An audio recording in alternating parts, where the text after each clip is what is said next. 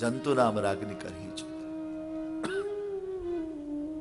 જેનો સ્વભાવ હિંસા છે. રામાયણમાં આનો અનુવાદ કર્યો છે. રામરાજ્યમાં પણ આ જ વાત મળી છે. સબ નર કરહી પરસ્પર પ્રીતિ, ચલય સ્વધર્મ નિરત શ્રુતિ રીતિ. સનર કરહી પરસ્પર પ્રીતિ, ચલય સ્વધર્મ નિરત શ્રુતિ નીતિ. ચલય સ્વધર્મ નિરત શ્રુતિ રીતિ. ચલય સ્વધર્મ નિરત શ્રુતિ નીતિ. બધા પરસ્પર પ્રેમ કરે છે.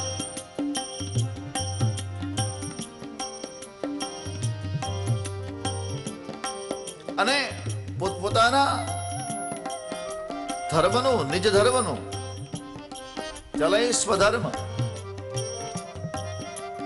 પોતપોતાના ધર્મનું લોકો પાલન કરે છે. હવે એ વખતે ધર્મ કયો પ્રચલિત હતો? ધર્મની વ્યાખ્યા શું કરી? શ્રુતિ રીતિ. વેદો જે કહેતા એને લોકો સ્વધર્મ માનતા. અને વેદો જે કહે ને, આપણા વેદો, આપણા હિન્દુ સમાજની અધ્યાત્મની સુપ્રીમ કોર્ટ વેદ છે. એટલે વેદ સંમત વિચારો, વેદ સંમત ઉપાસના પદ્ધતિ, વેદ સંમત જે કઈ છે, વેદ સંમત હોય એ જ આપણો ધર્મ હોઈ શકે. ચલય સ્વધર્મ નિરત શ્રુતિ રીતિ. ચલય સ્વધર્મ નિરત શ્રુતિ નીતિ. પરસ્પર બધા પ્રેમ. ભાગવતમાં તો એના કરતા આગળ લખ્યું છે, જંતુ નામ રાગની કરી છે. હિંસક પ્રાણીઓ હતા, હિંસાને ભૂલીને પ્રેમના પૂજારી બની ગયા છે. એ વખતે સમાજમાં કોઈનું કોઈ શત્રુ હતું નહીં. બિલાડી અને ઉંદર ઘરમાં સાથે રહેતા, બિલાડી અને કૂતરો સાથે ફરતા. એક જ સરોવરના એક ઘાટના એક પગથિયા પર મૃગ અને સિંહ સાથે પાણી પીવે છે. આવો અદ્ભુત સમાજ હતો. હિંસકો હિંસા ભૂલી ગયા એ વખતમાં, અને અત્યારે અહિંસક કહેવાતો માણસ હિંસક બની ગયો છે. લેવલ લગાવ્યું છે અહિંસક. અને વર્તમાન પ્રાણી સૃષ્ટિમાં વધારેમાં વધારે હિંસા કરતો હોય તો કયું પ્રાણી?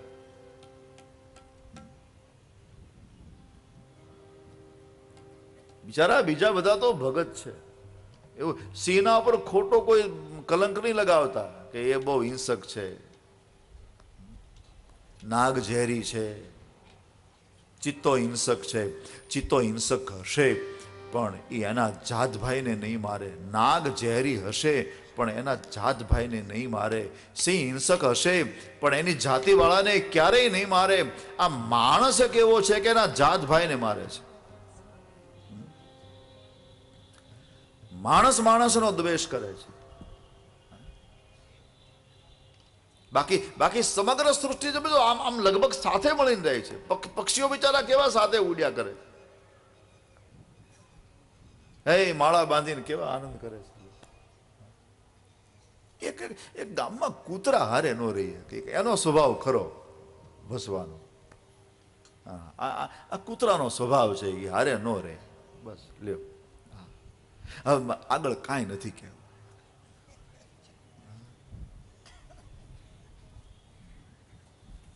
એટલે કૂતરાને, ગામના કૂતરાની નાત ભેગી થઈને પછી ચર્ચા ચાલતી હતી, મીટિંગ ચાલતી હતી કે હવે આપણે આમ થોડુંક સુધરી જવું જોઈએ, કરડવાનું આપણે થોડું ઓછું કરવું જોઈએ. આપણે કારણ વગર નકામાં ચૌદ લેવા પડે છે. લોકો દુઃખી કરીએ, આમ બધી બધી ચર્ચા ચાલતી હતી. એમાં વળી કોઈ એક યુવાન કૂતરાએ કીધું કે એ તો ઠીક, પણ આપણી જાતમાં કોઈ જાત્રા કરી અત્યાર સુધી? યાત્રા કરી? તો કે ના, યાત્રા કોઈ નથી કરી. તો કે આપણે એ કરવું જોઈએ, આપણા બે વડીલને આપણે યાત્રા કરવા મોકલો, દ્વારકાજી આવે, ભગવાનના દર્શન કરી આવે. એટલે બે વૃદ્ધ કૂતરા હતા, એ તૈયાર થઈ. એટલે કૂતરાએ તો આજુબાજુમાંથી રોટલા માંગ્યા ને સુખડીઓ માંગીને અમારા વડીલ જાત્રા કરવા જાય, ડોકે બાંધ્યા રોટલા ને સુખડીઓ ને. અને બે વૃદ્ધ કૂતરા નીકળે. મહિને આવ્યા બિચારા, પણ આવ્યા એટલે સાવ દુબળા થઈ ગયેલા, અને લોહી નીકળે, પરુ નીકળે, સાવ ખહુરિયા થઈ ગયેલા. એનું સામયું કરતા હતા. પેલા કૂતરાએ કીધું કે આ તમને થયું શું? કાંઈ રસ્તામાં બોલે કાંઈ તકલીફ નહીં, મોજથી ભગવાનના દર્શન કર્યા, પણ જે ગામ રસ્તામાં આવ્યા ને આપણી નાતવાળા અમને આપણા ભાઈઓ જ્યાં ભટકાણા ને ત્યાં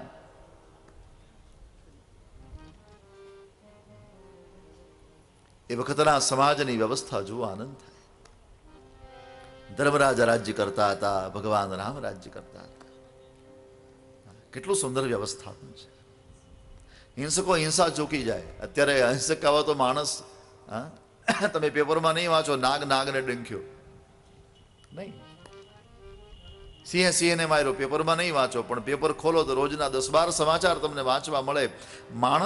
માણસને માર્યો. આ તો ઠીક છે, પેપર નીચોવાય નહીં તો અંદરથી લોહી નીકળે, એટલા ખૂનના સમાચાર હોય. મને ચિત્રભાનુજીની પંક્તિ યાદ આવે. મારી સાથે બધા ગાજો. મારી પ્રત્યેક કથામાં પંક્તિ રટાવું છું. અને માત્ર આપણે ગાઈએ એટલું નહીં, જો કે તમને બધાને આ પંક્તિ આવડે છે, આવડે એટલું પર્યાપ્ત નથી. આના પ્રમાણે આપણું જો જીવન બને, બહુ મોટું કામ થાય. વિશ્વને બચાવવાનો માત્ર એક જ ઉપાય બચ્યો છે. બાકી વિજ્ઞાને શસ્ત્રો બહુ બનાવ્યા શસ્ત્રો, વિકાસ ખૂબ કર્યો છે, પણ વિજ્ઞાનની થોડીક ચૂક થઈ ગઈ છે. એને માનવ જાતને મારવા માટે શસ્ત્રો બનાવી નાખ્યા છે, બની ગયા છે. હવે આમાં કઈ ઉપાય જ નથી. બધા જ દેશો પાસે મોટા મોટા ભંડારો ભર્યા છે શસ્ત્રોના. અને જ્યારે કોઈ ગાંડો એમાં ઘૂસી જશે ને ચાપ દબાવી દેશે, ત્યારે શું થશે? એકબીજા પ્રત્યે જ આ બધા વૈમનસ્યો ઊભા થયા છે. હવે આ માનવ જાતને બચાવવાનો ઉપાય કયો? એક જ ઉપાય બાકી રહ્યો છે. વિજ્ઞાનને મારે એટલું કહેવાનું કે માનવને મારવા માટે તમે શસ્ત્રો બનાવ્યા, પણ એવી શસ્ત્રોથી બચાવવા માટે એવી કોઈ ગોળી બનાવો, એવી કોઈ દવા બનાવો કે ગોળી અમે લઈએ ને અમારામાં પ્રેમ જાગે. કોઈ પ્રેમની ગોળી બનાવો, અને પ્રેમ જાગે હૃદયમાં, તો જ આ શસ્ત્રોથી બચી શકાય. બાકી શસ્ત્રોથી બચવાનો કોઈ ઉપાય નથી. એટલા માટે આ પંક્તિ બહુ ઉપયોગી છે. બધા ગાય મારી સાથે. મૈત્રી ભાવનું પવિત્ર ઝરણું મુજ હૈયામાં વહ્યા કરે. મૈત્રી ભાવનું પવિત્ર ઝરણું મુજ હૈયામાં વહ્યા કરે. તમારે બધાએ ગાવાનું છે, તમે ખાલી વગાડો. મૈત્રી ભાવનું પવિત્ર ઝરણું મુજ હૈયામાં વહ્યા કરે.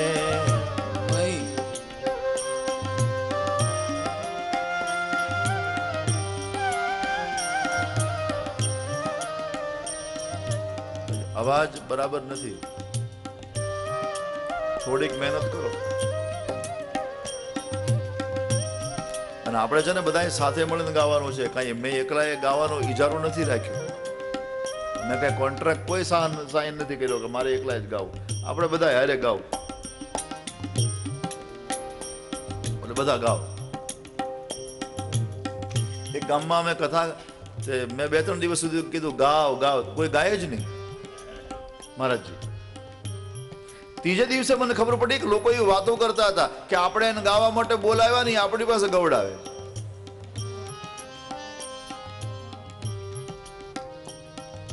ત્યાં સુધી વાંધો નહીં, પણ પાછળથી એમ વાતો નીકળી કે દક્ષિણા ઈ લેવાના અને મહેનત આપણે કરવાની.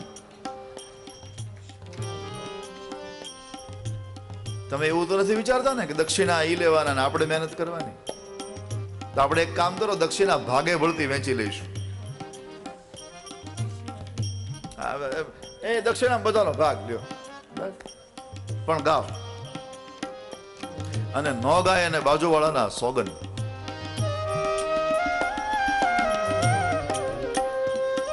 તમારે બાજુવાળાને કહેવાનું તું ગા, મારે જીવવું છે. મૈત્રી ભાવનું પવિત્ર ઝરણું મુજ હૈયામાં વહ્યા કરે.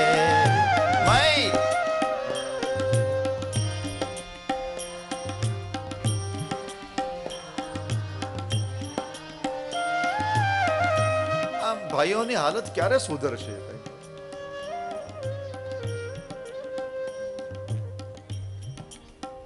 ગઈકાલે મેં તમને કહ્યું હતું, તમે થોડો પ્રયાસ કરો ને. ગાવા માટે પરમાત્માએ આપણને સમય આપ્યો છે. કેટલો સુંદર અવસર આપ્યો છે. આ કથા એ ગાવાનું પર્વ છે. 7 દિવસનું પર્વ છે. ગાવાનો સપ્તાહ. ગાઓ, પ્રેમથી ગાઓ. અહીંયા મંડપમાં ગવાય, ઘેરે નહીં ગવાય. ઘેરે ગાવ તો પ્રણામ, પણ નહીં, નથી ગવાતું. મને કોઈ પૂછ્યું તો મને કે ઘેરે, મેં કીધું ઘેરે રોવાય અને અહીંયા ગવાય. મૈત્રી ભાવનું પવિત્ર ઝરણું મુજ હૈયામાં વહ્યા કરે.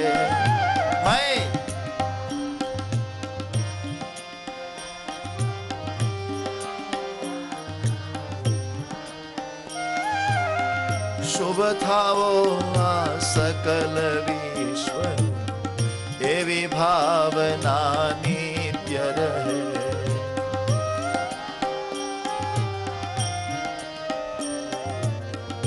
એવી ભાવના નિત્ય રહે.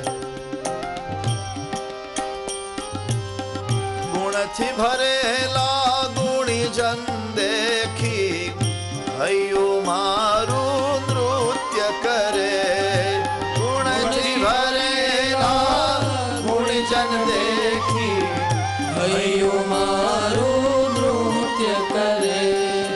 એ સંતોના ચરણ કમલમાં મુજ જીવનનું અર્ઘ્ય રહે. એ સંતોના ચરણ કમળમાં મુજ જીવનનું અર્ઘ્ય રહે.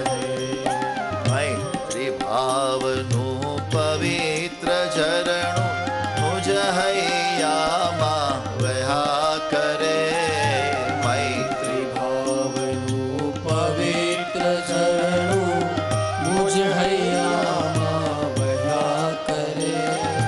શુભ થાવો આ સકલ વિશ્વનું, એવી ભાવના નિત્ય રહે. શુભ ભાવ્યા સકલ વિશ્વ, એવી ભાવના નિત્ય રહે. દિવ્ય શાસન છે, અદ્ભુત શાસન છે. અને આવું દિવ્ય શાસન ચાલે છે. એમાં પરીક્ષિતના જન્મની કથા આવી. સવારે આપણે કથા કરી, જે બાળકને મારવા માટે ઉત્તરાના ઉદરમાં અગ્નિસ્ત્ર ફેંક્યું હતું, ભગવાને જેની રક્ષા કરી હતી, એ બાળકનો અહીંયા પ્રસવ થયો, જન્મ થયો, અને પરિણામે પાંડવો બહુ રાજી થયા. વિદ્વાન બ્રાહ્મણોને બોલાવી અને એનું નામકરણ કરાયું છે. પાર્થ પ્રજાપિતા સાક્ષાત ઈશ્વાકુરિવ માનવ. બ્રાહ્મણો ભવિષ્ય કથન કરવા લાગ્યા. કુંડલી મૂકી ગ્રહોને ગોઠવ્યા અને ભવિષ્ય કથન કરવા લાગ્યા. અને ભવિષ્ય કહેતા કહેતા એક બ્રાહ્મણે કહ્યું, મહારાજ તમારો આ પૌત્ર પરીક્ષિત છે ને, એ શિબિરા જેવો દાનેશ્વરી થશે, ભરતના જેવો યશસ્વી, અર્જુનના સમાન પરાક્રમી, અગ્નિ સમાન તેજસ્વી, સમુદ્ર જેવો ગંભીર, સિંહ જેવો વિકરાળ અને પૃથ્વીના જેવો ધીરજવાળો અને રંતિદેવ જેવો ઉદાર બનવાનો છે. અને પ્રહલાદના જેવો ભગત થશે. સારા સારા સૂત્રો કહેવા લાગ્યા. પણ એમાં એક બ્રાહ્મણે કહ્યું, મહારાજ આ તો બધું ઠીક છે, એ સમર્થ બનશે, ધીરજવાળો થશે, ઉદાર થશે, સમુદ્રની મર્યાદા સુધી રાજ્ય કરશે.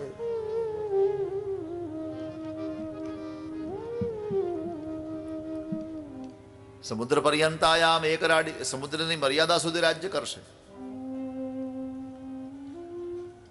બધું જ સારું લખ્યું છે, સાચું લખ્યું છે, પણ મહારાજ એક વાત બહુ ખરાબ લખી છે, યુવાવસ્થામાં એનું મૃત્યુ થશે.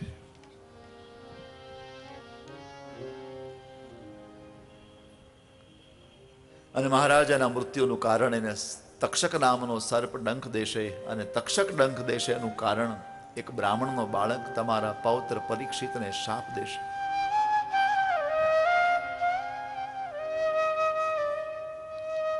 આ શબ્દ સાંભળતા મહારાજ થોડા